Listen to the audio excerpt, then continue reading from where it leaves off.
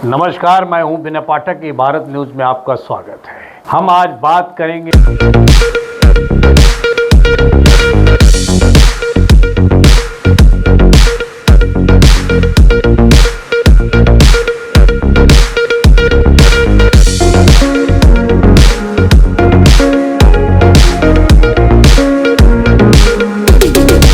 चेंबूर के आरसी मार्ग पर अरफा हाउस में इतिहास के एक नए पल का गवाह बना मुंबई।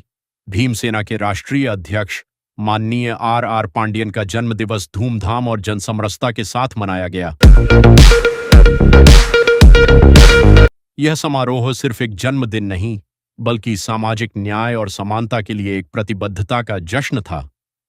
संगठन के पदाधिकारी, कार्यकर्ता, समाज के गणमान्य नागरिक और सैकड़ों प्रतिनिधि यहां मौजूद थे, एकता का संदेश देने को इकट्ठा हुए।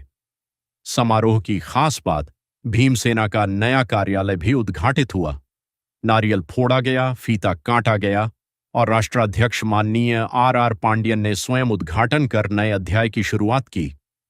वहां मौजूद लोगों ने तालियों से स्वागत किया और उत्साह की कोई कमी नहीं रही। कार्यक्रम में सामाजिक न्याय, संविधान के मूल्यों और समाजहित की अहमियत पर गरमागरम चर्चा हुई। वक्ताओं ने जोर देकर कहा कि समानता केवल शब्दों में नहीं, बल्कि हर नीति और हर कदम में झलकनी चाहिए। उपस्थित अतिथियों का सम्मान किया गया। फूल, शॉल और सम्मान पत्रों से उनकी सेवाओं को सराहा गया। भीमसेना के समर्थकों ने आतिशबाजी से समारोह को रोशन कर दिया। केक काटा गया, फूलों के गुलदस्ते बांटे गए और शुभकामनाएं देने वालों की भीड़ में महिलाएं भी बड़ी संख्या में दिखीं। ये सामाजिक बदलाव की तस्वीर है। और जब मीडिया ने सवाल किए तो माननीय आर पांडियन ने स्पष्ट और निर्णायक उत्तर दिए, समाज के मुद्दों पर मजबूती से खड़े होने का आश्वासन देते हुए। यह दिन सिर्फ जश्न का नहीं, बल्कि कार्रवाई का संदेश लेकर गया। समानता, संविधान की रक्षा और दल बदल से ऊपर उठकर समाज के कमजोर वर्गों के लिए लड़ाई जारी रहेगी। भीमसेना का नया कार्यालय अब रहेगा संघर्ष का केंद्र, विचार विमर्श का मंच और समाज के कल्याण का एक मजबूत कदम। यदि आप भी बदलाव चाहते हैं, जुड़िए, समर्थन कीजिए और अपने हक के लिए आवाज उठाइए। यह समारोह हमें याद दिलाता है कि सामाजिक न्याय की राह में जोश और संयम दोनों जरूरी हैं। माननीय आर पांडियन और भीमसेना ने आज फिर यह साबित किया, लड़ाई जारी रहेगी, आवाज बुलंद रहेगी। जो आप सब लोग आए हो मैं मिलने के लिए और मेरा मनोबल बढ़ाने के लिए मुझे ऑफिस का कार्य इसलिए बोला क्योंकि मैं जनसंपर्क था, बढ़ने के लोगों से मिलने के लिए, इसलिए मैं सब कार्य क्योंकि लोग मेरे घर तक आते थे, बहुत तकलीफ होती थी। इस वजह से मैंने सोचा कि अलग विशेष टाइम दिया है लोगों को सपोर्ट कराने के लिए, इसलिए मैंने ऑफिस कार्य किया। और 48वें बर्थडे में लोग आए, उम्मीद करता हूँ कि असल इस तरह अपना उल्लास में बर्थडे बनाएंगे और हर साल में पिछले 4-5 साल से भक्तों को पता नहीं मेरे पीछे सिस्टम पड़ा हुआ था। आए दिन छोटे छोटे आरोप होते थे, क्या क्या होता था। मेरी खुद की प्रॉपर्टी को मैं अगर किसी को हैवी डिपॉजिट देता हूँ तो उसका ऊपर मुझे केस हो रहा था और बोलता मेरे बैंक पे हैवर हुआ, मेरे पास CFPID का केस बना और उसके ऊपर कोर्ट ने मुझे 8 महीने के बाद क्या निर्णय दिया कि जो केस था वो पॉलिटिकली वेदांत था। अभी आपने देखा कि मुझे यहाँ पर परमिशन नहीं दी, मैं अपने कार्य के सामने मुझे कार्यक्रम करने की परमिशन नहीं दी, बोले कि आप कुछ नहीं कर सकते हैं यहाँ पर। तो अभी मतलब ये कार्यालय है, मैं कैसे भी करूँगा, आपको रुकना करूँगा। इस तरह से मतलब मुझे मंडप बनाने नहीं दिया और ना आपके साथ में कुछ भी रखने नहीं दिया कार्यक्रम में। आप लोग नहीं करना, आप अपना अंदर करो। इस तरह से मतलब सिस्टम के खिलाफ काम है। क्या लगता है सर, इसकी वजह क्या हो सकती है जो रोका जा रहा है? लोगों से अपने लोकप्रियता और आए दिन में जो मुद्दे उठाता वो मुद्दे जवाब करता। लास्ट टाइम भी मैंने इतना बड़ा मुद्दा बाहर का मुद्दा था और शेतकरी का मुद्दा उठाया था, उसकी वजह से सिस्टम से मुझे हैमर होता है तो हमेशा एक्शन का रिएक्शन तो होगा ही, इतना तो झेलना ही पड़ेगा। जन्मदिन पर एक संकल्प होता है कि हम एक नया टारगेट करेंगे। चूंकि जन्मदिन भी है और ऑफिस का उद्घाटन भी है, तो किस तरह का संकल्प भीमसेना पार्टी के राष्ट्रीय अध्यक्ष आर पांडियन ले रहे हैं?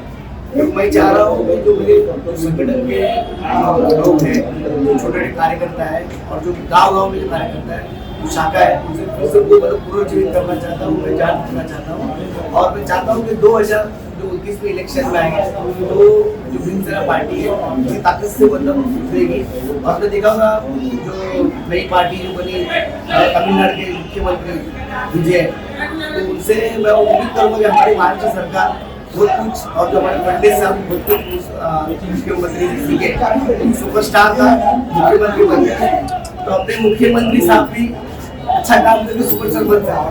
बिल्कुल जो मुद्दा पेंडिंग है, कोशिश करूंगा कि इस साल में जो मुद्दे हमारे महाराष्ट्र के अंदर फिलहाल जहाँ जहाँ हमारी ताकत है, अभी आपने देखा हो किसान का मुद्दा है, तो किसान के मुद्दे में आपने बहुत बड़ी राजनीति देखी होगी।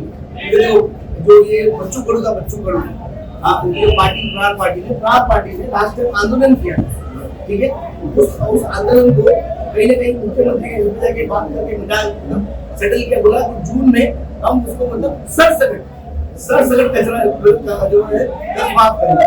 क्या हुआ? सरसकट नहीं हुआ, बल्कि बच्चों को उसके पार्टी को विलीन करा दिया, क्षेत्रीय नेता को विलीन कर दिया शिवसेना के अंदर, सिद्धेगढ़ के अंदर, तो बीजेपी में ले सकते और क्या किया? 2-2 लाख रुपए, 2-2 लाख रुपए। अरे 2 लाख किसान मरता है तो आप 5 लाख रुपए दे रहे हो, और जब किसान जिंदा है अब 2 लाख रुपए, 2 लाख में क्या होने वाला है? उसके अंदर बहुत सारी स्कीम है, जैसा जो ट्रैक्टर को नहीं मिलेगा, इस चीज को नहीं मिलेगा, तो किसान को लोन देना नहीं चाहते, मतलब करना ही नहीं चाहते, तो नहीं करना चाहिए। आर पांडियन साहब ने बियर बार का जो मुद्दा था, डांस बार का, जो आज से 1 साल पहले उठाया, संघर्ष किया, क्या जारी रहेगा या छोड़ दिया है? जो बार का मुद्दा उठाया था, मैंने बहुत संघर्ष किया, उसके लिए जेल देखा, मेरा बैंक उसमें डूब गया, मेरे मतलब चिकन का कारोबार डूब गया, मेरे लोग डूब गए, मेरे तब 25 साल से कारोबार करता था, वो सब कारोबार में ये बार का पूरा माफिया चलता है, ठीक है, तो बहुत बड़ा मतलब इसके तरफ आपने देखा उस टाइम के गृह मंत्री भी उस पैसे की बात माफिया के अंदर इस टाइम मेरे अंदर तो भी अंदर, तो ऐसा है ये जो मुद्दा है चीज का रजिस्टर देखा, अधिवेशन में ये मुद्दा उठा भी था, उसको कुछ चेंजेस कर लेंगे, कितना भी चेंजेस करेंगे, मतलब हम लोग जो है ना, जो क्षेत्रीय समाज है, जो बाहर वाले बाहर ज्यादा के एजुकेशन नहीं करते, वो किसी न किसी तरह से करेंगे। इसमें अगर नकेल कसनी है तो बहुत सख्त कानून आना।